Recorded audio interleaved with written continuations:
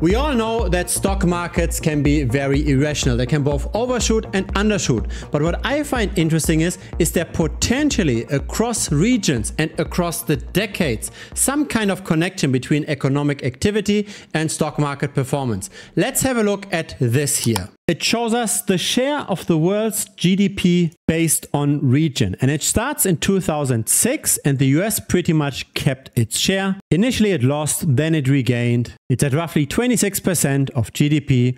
The European Union lost relevancy. China gained, but is now stagnating. Japan lost and India gained. Now let's have a look how those different areas of the world performed. How did their stock market actually do since 2006 relative to the US? Let's start off with the European Union. What we've got over here is the Euro Stoxx 50 divided by the S&P 500 multiplied by the conversion of euro to the US dollar. And the vertical line we see over here is the beginning of this chart. So since 2006, European stocks underperformed US stocks by 71%. Now, isn't that fascinating how much of a difference it makes whether we buy US stocks or European stocks? The big question though, why did this decline that much? Is it because the share or the relevance of the European Union declined relative to the United States during that time period? Let's have a look at China, which went from 5% of global GDP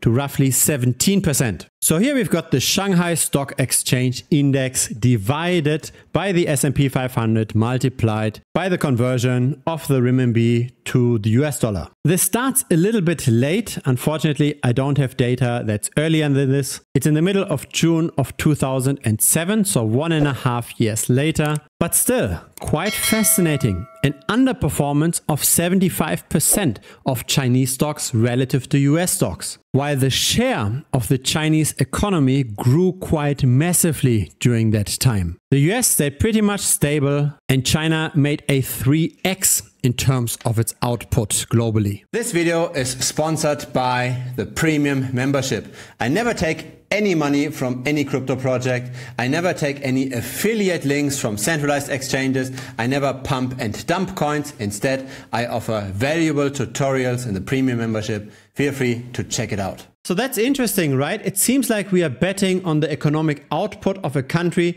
when we buy its stock market index, but actually in the relative performances we can't really see that. China produced so much more, yet the stock market did so much worse. Let's check out Japan. Of course, Japan also lost quite a lot in its relevance. It went from 9% of GDP to roughly 4%. And here's the relative performance to the S&P 500. And since beginning of the chart, we see an underperformance of 58%. So isn't it interesting that during this time period, the Japanese stock market outperformed the Chinese stock market, while Japan's GDP grew much slower than China's. Now what about India, the hidden champ India that went from maybe 2% of global GDP to 4%? Here's the Sensex relative to the S&P 500. Again, when we adjust for the conversion, we see an underperformance of 23%. Now currency adjustment is really important because if we don't do that, it looks like the Indian stock market actually outperformed the US stock market. But that's only because the Indian currency devalued a lot. And so adjusting for that currency devaluation, even the Indian stock market didn't do as well as the US stock market, while the global share of the US economy stayed pretty much flat,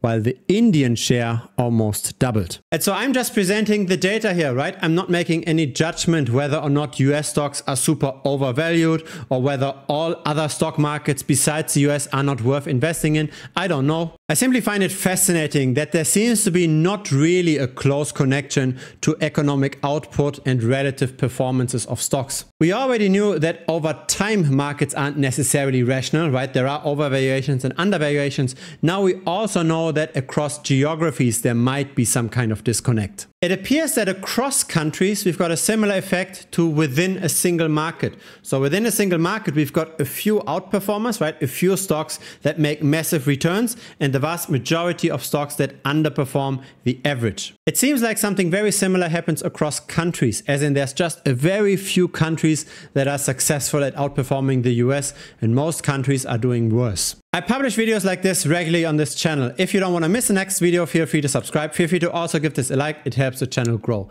In case you've got Telegram, then feel free to join us. The link is down below. Looking very much forward to chatting with you.